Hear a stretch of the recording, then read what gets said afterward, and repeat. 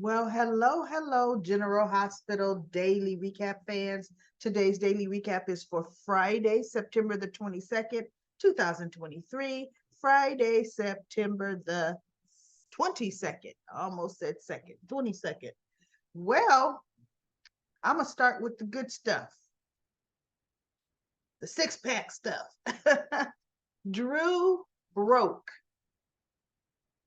prison shower rule 101. Okay. Yes, of course, you gotta get water on the first part of your body. I mean, the front, right? But soon as you water up, you're supposed to. No, I have not been to prison, but I've seen enough prison movies and TV shows. You're supposed to turn around and soap up where you could see who's coming at you, right? You're not supposed to just be all under the water, shower head, not knowing who's coming from behind. None of that. I'm just, woo! This water's filling. I'm like, Drew, turn around. He's just standing there flexing. And by the time he gets a glimpse, they had to jump on you, buddy. Navy SEAL, you know better. Although, let's to be real, when you taking a shower and you're full of you fell a boat full of Navy SEALs, you ain't watching your back like that.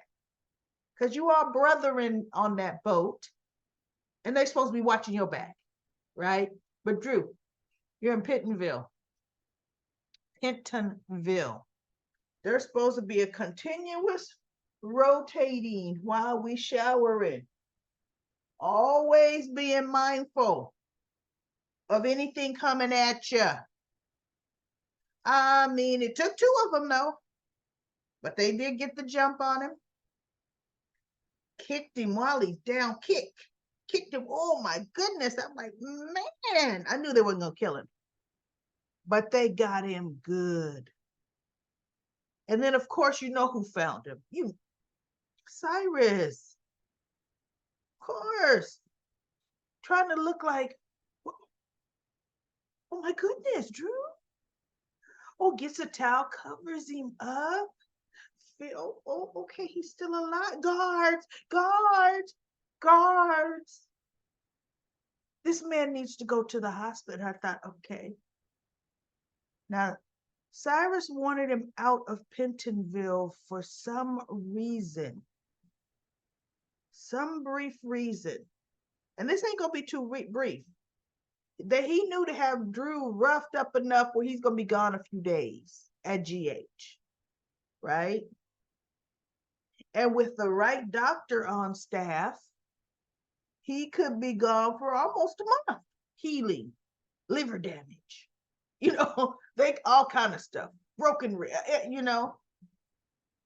internal bleeding. We got to find out where it's at. He needs to stay here. Now, Britt was still on board. Oh, she'd have him out for, look, Brad got shivved and was out for 2 months, right? Britt made sure she kept him out for a while. Now, Robin's not on staff because Robin would keep him out. Elizabeth's on staff. We all know Elizabeth will do some things, right? But as far as doctors that would look the other way and keep him out for a minute, Finn is infectious disease. He really shouldn't have nothing, no control over Drew. However, Cyrus is going to tell Austin to do something. And it's not going to be to kill Drew. It's going to be something because Austin is the one that could keep him out of Pentonville for a minute if Austin is treating him. And we all know Austin's going to do whatever Cyrus says. So that's going to be interesting, y'all. Interesting. And we doing all this as Carly is talking, Diane, they went to Carly's house. Good. because she didn't want nobody to overhear. Good, because Nina was there, and one ear was on Charlotte, and one ear would have been on Carly's conversation with Diane. And Diane told him, the theory about the judge just trying to give Drew a hard sentence to ultimately wrap back around to come back to Carly and say, hey, we'll release him if you turn. But see, she goes, I'll never do that. And my whole thing is this: no, you guys find me $5 million. Was it 50? Well, however ridiculous amount, $5 million as a fine. So, and you know what, GH, daily recap, folks, is it 5 or 50? I don't remember. Who cares? So anyway, no, and I've paid it, or am making my payments. Almost done paying, but I think she's pretty much, Kelly's came in and was her cash cow.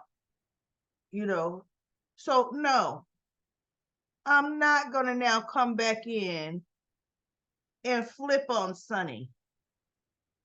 Cause see, how can I flip on my ex-husband when I know nothing about my ex-husband's business? That's right. I know nothing about it. All I know is he's a coffee importer. And that's what he's been all the years of our marriage. Even when I've had to take over his business for a minute, I dealt with shipping and suppliers of the coffee business. So I don't know what y'all talking about. See, Carly know how to play that. Nope.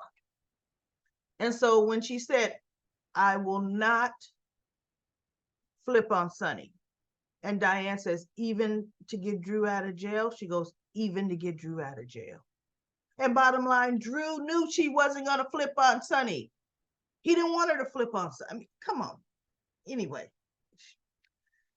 So that was interesting. It's going to be interesting. She's headed, Diane got a call from the jail saying that her client is sent to GH, and Carly is, as soon as Diane said, been an incident, Drew's is on his way to the hospital. Carly's out the door. Bingo, right?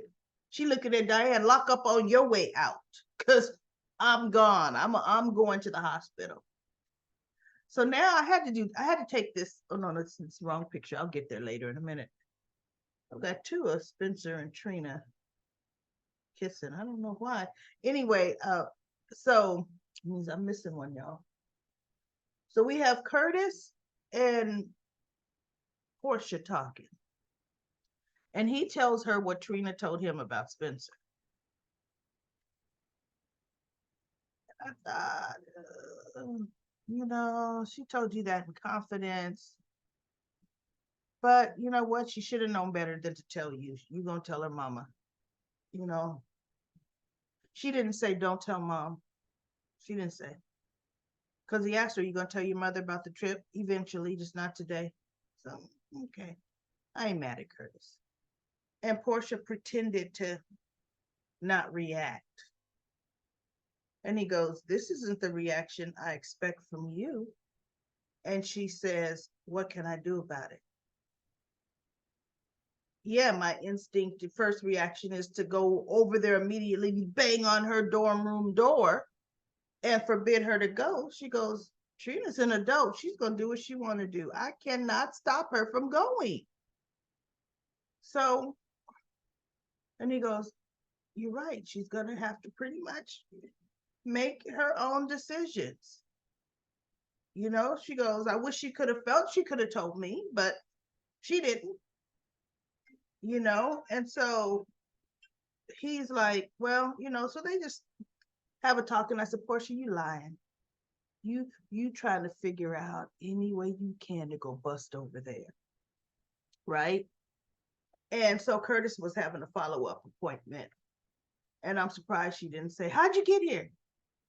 You okay? I'm surprised she allowed him to have that independence to get himself to his own doctor's appointment, which he can do, right? So as he's wheeling away, she then puts on her happy face. Have a good appointment. And I'm thinking, oh, so two-faced. At least Jordan is Jordan. Portia is such a two-face.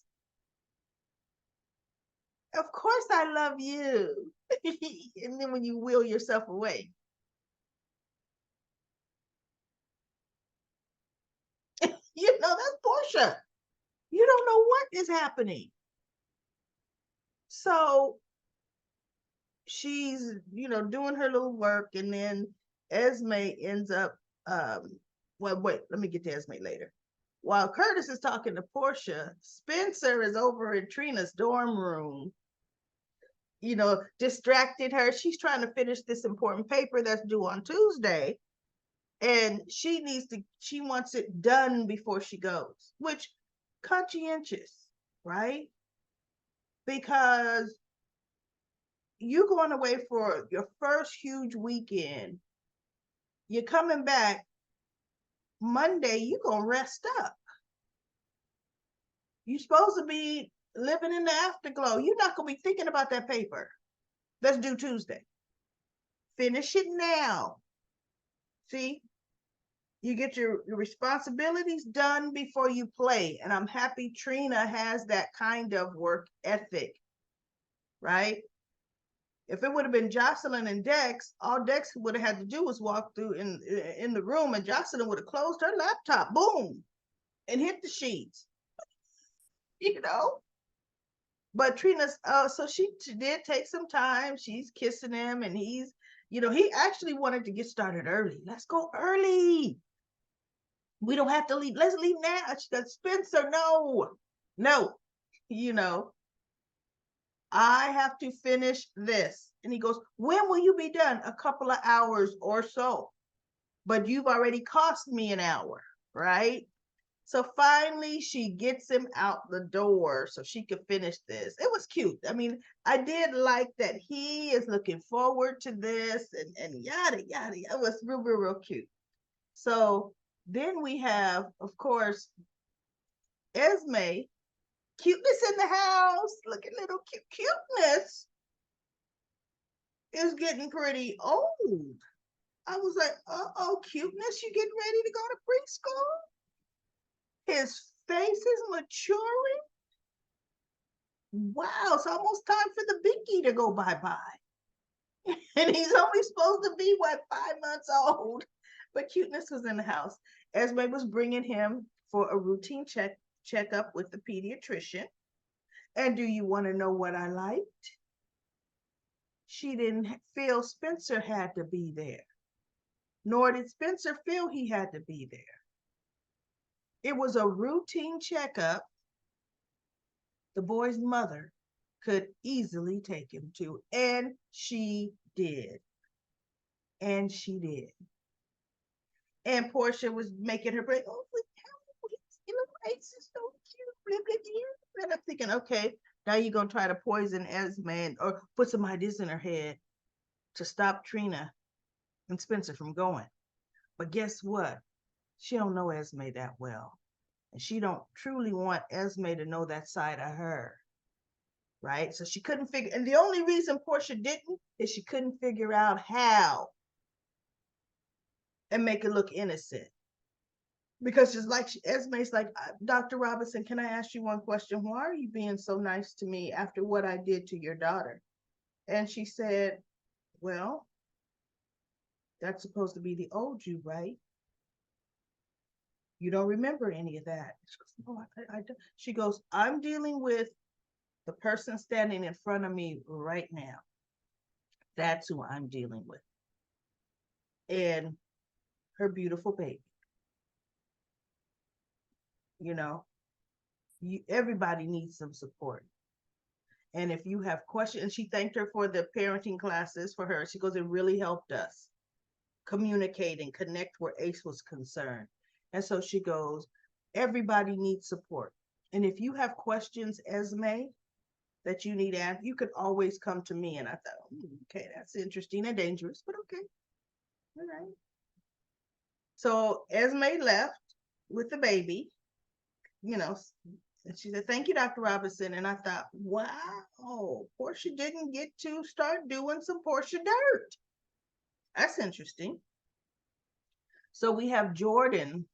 Man, Jordan's class act. I like Jordan. I like both versions of the Jordans.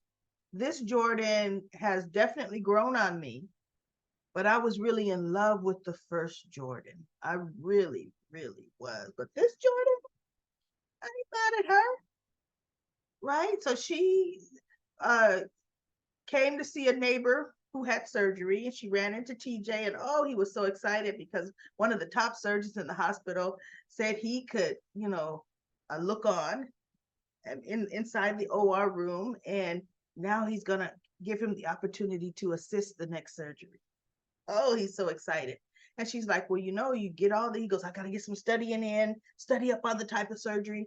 And so she says, get all this in now, because when the baby comes, things is going to change. And I thought, well, not really. Not. Yes, you're going to have some sleep deprivation, right? But since neither you nor Molly are talking about giving up your careers, that means you're going to have a nanny, babysitter. Well, look, got to be babysitter because they don't have a place big enough for a nanny, but they're going to make it work. They will make it work. Yes, they won't be able to just burn midnight oils studying either one of them, because as soon as they get home from work, the baby is first and foremost. So yeah, but whatever. But she wasn't discouraging him, and he goes, Mom, we should know any day. So he goes, in a year from now, 9 months from now, we could have a baby. And so they're both excited. He didn't know, meanwhile, the surrogate had contacted Molly. And before I get into that, everybody, I wish, you know what I'm going to do? I'm going to bring this one picture to the forefront, front and center, the actual picture versus the splice that I did. And I have to show this. I have to show this picture to you all. And let me scoot to this side here. This is Molly and her outfit. This is what Molly went to court in. For one, you see that cell phone hanging out the back of her pocket? For one, I was like, are those jeans she wore to court? I had to go back, stop, and blow up the picture to see those weren't actual jeans. That is ridiculous. The outfit she wore, and she was supposed to be in court winning a case that, of course, she lost.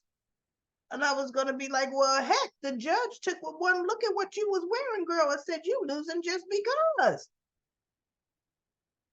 You wear a business suit to court.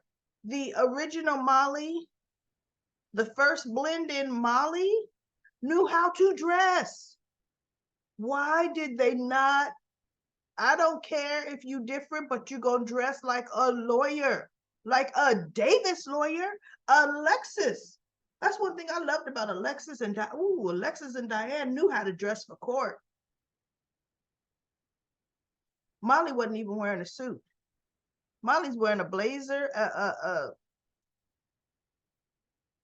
some kind of whatever kind of blazer that is. Even then the arms get pushed all up, rolled up, and then the pants that look like jeans that don't really, yeah, they blue and blue, but not a good professional match. Oh my God. I was just like, no. Mm-mm. No. So she's talking to Alexis, and she gets a phone call or a text from the surrogate, and she calls her, and she says she's having breakfast next door to the courthouse, and she needs to see her. So she goes, Mom, can you stay with me? No, Alexis says, I can stay with you if you like. Yes, Mom, but I don't want impose. I don't want to. She goes, no, no, not for you, Molly. So she called Gregory and said, look, I'm coming in late to work. She goes, morning's yours, Mom. And Polly goes, oh my goodness, Mom, she sound worried. Oh, Mom, what did you take?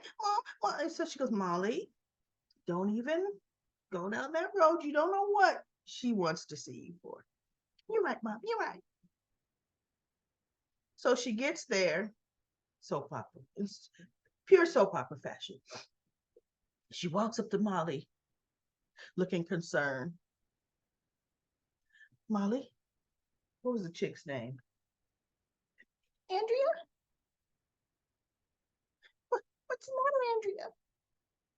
Look, but what I want to say is, if you've changed your mind about being our surrogate, we completely understand. I mean, and if this pregnancy didn't take Andrea, you know what it is. It's okay. She goes, Alexis goes, sometimes listening is not her strong point. And then Andrea says, Molly, I wanted to tell you I took a home pregnancy test this morning and it's positive.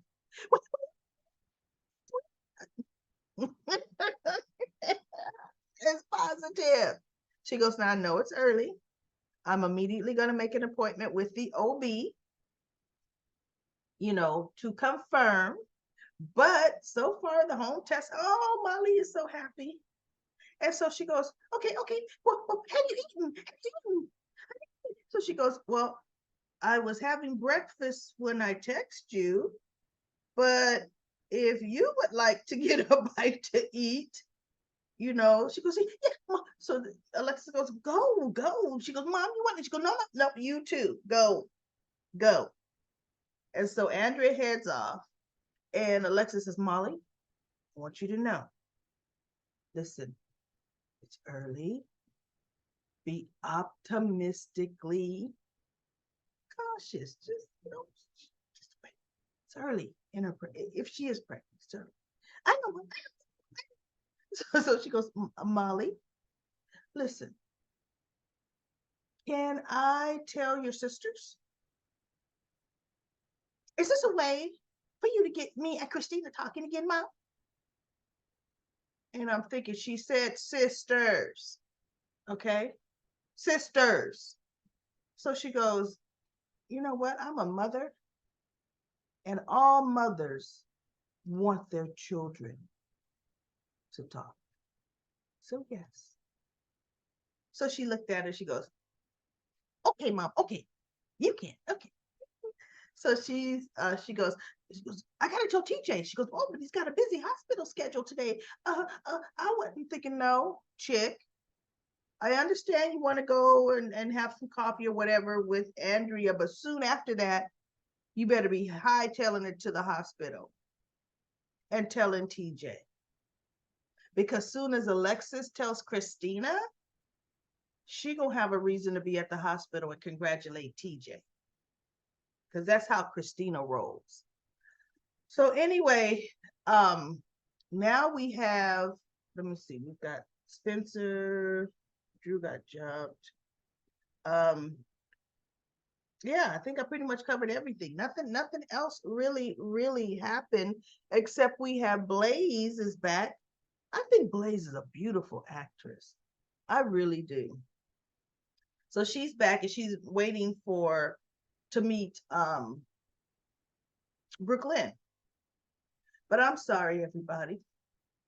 Brook Lynn is trying to sign her. She wants to be her manager, right? Would you tell her to meet you at Charlie's? Or would you have Blaze meet you at the Quartermain estate? Well, you know what? I take that back. I'm sorry. Usually that would have been the good move. But Tracy could be looming around and come in at any moment and blow your meeting to kingdom come. So, yep, nope, I take that back. But I would have impressed her with how I'm living, and we were comfortable. But anyway, that gave Christina, because she loves Blaze music, and generally she's a fan. But Christina talk. and ends up coming up. She sang with her sisters at the nurses' ball. I don't even remember that. They didn't play a clip because of the other Christina. Talk, talk, talk, talk. And Blaze looked it up and said, "You can sing. You please." She goes, "You look me up? Oh, no, no. Blah, blah, blah. So Blaze is like, "Who's the professional? I'm telling you, you got something there." And Christina was like, and I'm like, "Oh, Christina, don't try to scrap the plans for your charity work, for your safe house. Because class X singer, you're not. Yeah, you might carry a tune, but that ain't your call, right?" And so Blaze was talking about the kind of manager she wants, because Blaze plays 4 instruments. She goes, "People don't care that I play 4 instruments. Look, I don't even know Brook Lynn plays 4. I think she only plays 1, right?" And she goes, "There's a lot of stuff to me. I want a manager that's going to cultivate and bring all that out." So she and Brook Lynn will be a good mix. But Brook Lynn is going to have to also invite Blaze's contributions. And I don't know if she could do that. We'll see. We shall see. But Eddie was talking to Brook Lynn, and he was saying that he can't finish the song. He's having a little block. And she goes, "I understand about that." And he goes, "But they want him to play tonight at the Savoy, and the song isn't ready." And she goes, "Sing some Eddie Main classics. Sing some hits." And he looked like, I hadn't thought about that. And I'm thinking, because Kenya, in real life, isn't it interesting? A true singer, no matter how they age, they still could come back and break out something they made a hit 20 years ago and sound just as good. That voice is, if they didn't get all into alcohol and drugs and stuff that ruin the vocal cords, a singer can sing, man. Look, Cher still cranking it out. You got the Patti LaBelle still cranking it out. Gladys, the singer can sing. So anyway, that's it for today. Nothing big, nothing cliffhanger-ish, nothing on Nina. Still ain't told Sonny not one bit about Sasha at all. Look, I don't know what's her excuse gonna be when it finally does come out, why she didn't tell him, but she sure didn't and hasn't. So anyway, let's go to comment corner. I am says Charlotte's behavior didn't surface until she went to see Lulu. Charlotte, but no, remember that wasn't the first time. She said every time she goes, hoping Lulu will wake up. She doesn't.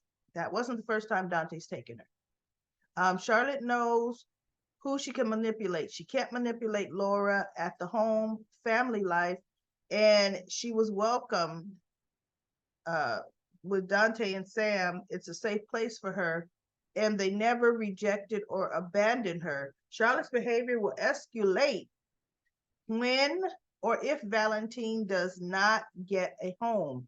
Remember, Sam helped give advice to Michael, Chrissy, and Molly on what though? I forget. What did Sam help give advice to them on? I am says, I disagree. Charlotte is a Cassadine. Victor Cassadine is her grandfather. Victor was Miko's Cassadine's brother. You are 100% right, I am. And everybody else that chimed in, I completely forgot the revelation a year and a half ago that Victor was Valentine's father.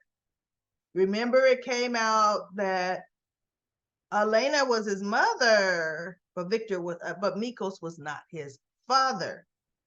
And it took Valentine was devastated. It took some time before Victor came on the show and it emerged that he was Valentine's father. I completely forgot that Cassadine connection. She is a Cassadine. There is Cassadine blood running through her veins. You guys are 100% right. We got Cassadine blood in the Davis girls, Spencer, and Charlotte. Because isn't it funny? We also don't really see a connection with Alexis's daughters as having Cassadine blood in them, and they do. Because Mikos was definitely her father. Okay. Um, DL says they are slowly building the hospital with our main characters. Soon Josh will join in a few years. Yeah, as an intern. I missed the era 2005 to 2007 when we had Robin, Patrick, Epiphany, um, and Kelly, etc. And Elizabeth as the nurse too. Scononafol says Charlotte is still a Cassadine because Victor's her grandfather. You're absolutely right. Lisa says Robert was trying to give Anna her memories back. That was sweet. I like that. I love how you fast forward some repetitive scenes. I do too. Remember, Charlotte is a Cassadine and a Spencer.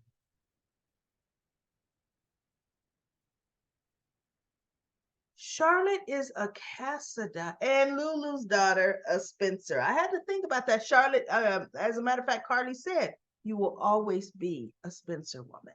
Yep. She told her that to Nina. See, Charlotte is related to Carly. That's interesting. How does Nina handle that?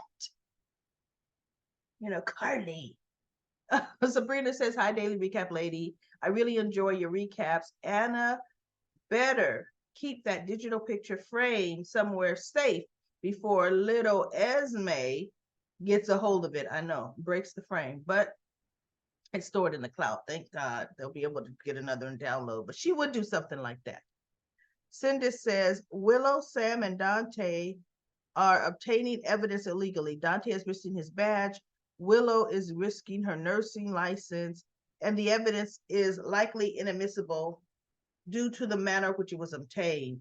I also wonder the Dr. Montague didn't alter the results. Well, Dr. Montague, remember when Charlotte, when Sasha came in, Dr. Montague, see, Dr. Montague is not Sasha's doctor. He had just been appointed by the courts out the blue, right? Sasha had a doctor there and she was seeing her and prescribing things for her. Dr. Montague was just rushed in because he knew what he had given her was going to cause hallucinations, and he made himself handy to observe her or evaluate her. And he determined she needed to go to Ferncliff versus Shady Brook, which was, well, I guess because she did something violent, maybe, right? So yes, the hospital took test results, but Dr. Montague immediately had her removed from the hospital so he could have her at Ferncliff. And he doesn't have access to even if the blood work at Ferncliff. Now, that one nurse said she ordered extra blood work for her, and he goes, I'll take a look at it and evaluate it. I don't know if he even would have access to delete anything from Ferncliff's computers. But he made sure no one else saw things. No one else was looking. He wouldn't even think that someone would go back and look at her toxicology report when she was in General Hospital from that brief few hours. I think that was an oversight on his part. Definitely. And yes, Willow gave it to Sam illegally, and now Dante has it. But now guess what Dante could do? Order a cop, get a subpoena for the toxicology report at General Hospital. See, that puts it right back in legal land. But what that does is that lets them know they are on the right track and the evidence is absolutely there. Because actually Dante did say, I'm working on a subpoena to get her medical records as well as the bank statements, right? And so Sam said, I might be able to help with that. Well, yeah, helping, but that's just to let them know they're on the right track. Because guess what? If what the toxicology report only showed the one prescribed medicine she had been taking all this time, Sam and Dante would have known, oh shoot.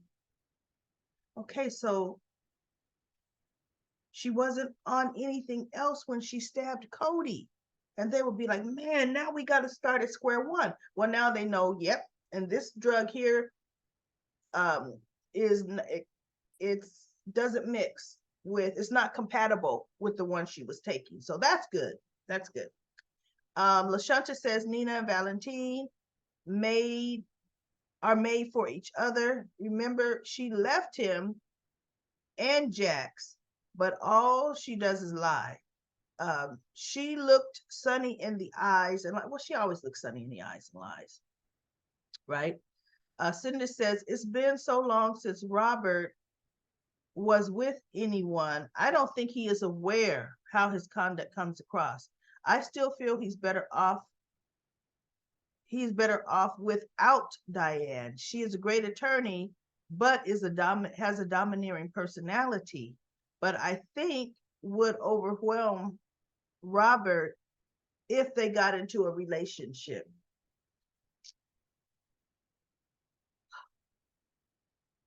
I say no. Reason why I say no.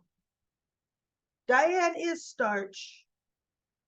But Diane, when she is in a relationship and they are really smitten and I don't want to say in love, but close to love, strong like, ooh, Diane is very agreeable.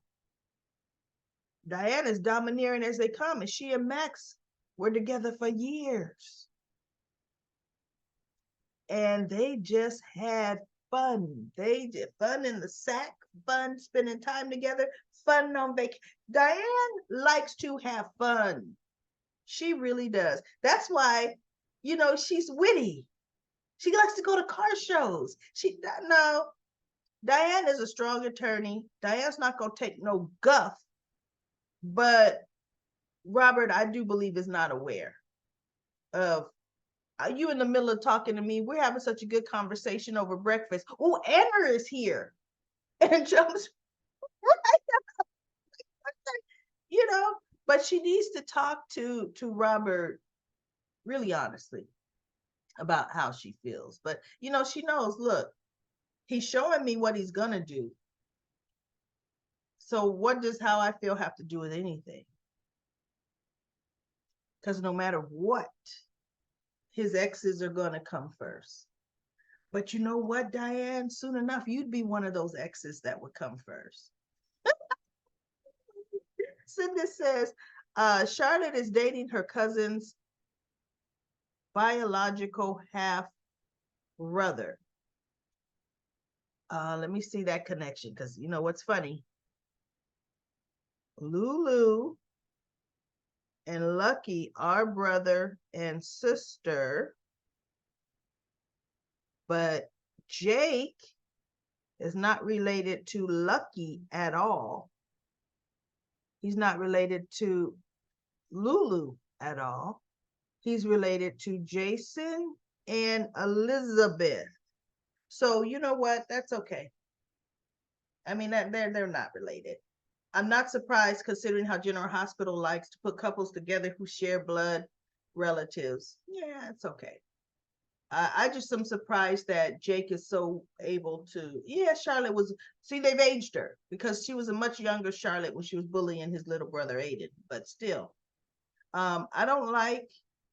I don't think it's a good example for the teenagers who watch the show. Look, I don't know the teenagers watch soap operas. I'm gonna be real. The only teenagers that's gonna watch General Hospital are teenagers whose parents made them sit down and watch it with them. Otherwise, reality TV is what teenagers watch. And a lot of teenagers don't know the history. Like, it took me a minute right now just to think back and say, okay, how are Charlotte and Jake? They're not related at all, but How could they have some kind of connection? A teenager is not going to know that.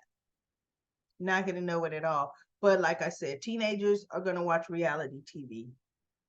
My goodness, uh, what kind of Survivor Club we got going on? I don't even know if they watch the Bachelor Bachelorette shows are ridiculous, but they're gonna watch the Housewives. I don't even know if teenagers watch Housewives. Teenagers, I don't think they're into more kind of virtual reality things going on. Because I know they could care less about the Real Housewives of Orange County, Atlanta, New York, whatever hometown you want to name. I never did like reality TV. Anyway, that's just me. So anyway, let's go to Lisa says, I don't think um, they made them a couple, but friends so far. They may be teaching, he may be teaching her about those tarot cards. I don't know. He might. We don't know what Jake's up to. Neither does Elizabeth. Elisa says Valentine was trading favors to get those votes. He helped Sam get rid of hers by the book. Patrol officer for her kids voting. Oh yeah, by the book. I think I do remember that. For her kids voting rights. Same with Brook Lynn. While Sam and Dante share Christina and Leo as siblings. LaShunta says, I said Olivia asked Nina why was she in her office. I was told that's half my hotel. Olivia got Carly's old office. She did get Carly's old office. And she was asking Nina, why are you in my office? Like, girl, you got your own office. And Nina said, I came in here to looking for the binder for the wedding plans. And she looked at her and said, she walked over to the credenza and said, it's right here where it always is. Right? Let's see. And then Cindy says, that's right. Carly had her own office and Shirley had her own computer. So Nina would have been in that office and using the computer. Nina did not get Carly's old office. When Carly was outed, Olivia switched her office and took Carly's old office because she and Carly talked about it. That time where they did the flashback, actually the night they went to that bar and got in that bar fight. Olivia said, I would never let Nina sit in your chair at your desk. Because Carly said, I'm happy you're in my office. And she says, I would never let Nina take your office. So that was Carly's office. Nina has Olivia's old office. Let's see what else we have. Lisa says Cyrus has his way around the prison. Drew just talks openly everywhere in the prison about Sonny. He is not watching his back. Drew's doing a horrible, horrible job. And Lisa says Dante was not watching Charlotte at all. Not just that he wasn't. It is good that they're getting her out of the house and away from their kids. She's not a safe child for kids to be around. She really is not. She is not a safe child for herself to be around, right? And let me scroll down because I'm not going to be able to get to all the comments. LaShunta says, Willow, yes, Dante makes me sick. Spinelli can help. Come through Willow. Is Nina always there? I can't stand Nina. I can't stand Cyrus. Cyrus adds an element of interesting to the show to me. Drew is in danger. Please get him out. Come through, Diane. Valentine still don't have Charlotte. Nina does. I know. Valentine could have booked an Airbnb, right? Bridget says Charlotte is a Cassadine Victor's her grandfather. Let me scroll down some more. Let me get one or two more. Ann Pop says, I wonder why Nina would take Charlotte straight to Carly's restaurant instead of the Metro Court. or any other restaurant in town. Nina loves to get in Carly's face. She does. Nina will not let Carly forget about her. Carly should give Nina the Mob Boss Handbook, section 1.1, how to become a mob boss's wife. And Richard said, agreed. Lisa says, Carly uh, will get her day with Nina, and I can't wait. I'm glad Sam went to Willow for information on those pills. I am says, I love how Carly remembered both Nina and Charlotte, that she is reminded both Nina and Charlotte that she is a Spencer. Nina, Charlotte, and Nina, Charlotte is Carly's little cousin. Luke is her grandfather. Charlotte was a different level of con artist. Woo, I know. Goodness, Carlotte. No. Charlotte is her grandmother Helena to a T. My goodness. So anyway, everybody, that is it. That's it for Comment Corner. I didn't get to them all, but I did a real mix of a skim and got some at the bottom, some in the middle, a lot at the top. So anyway, I'll be back Monday for the next daily recap of General Hospital.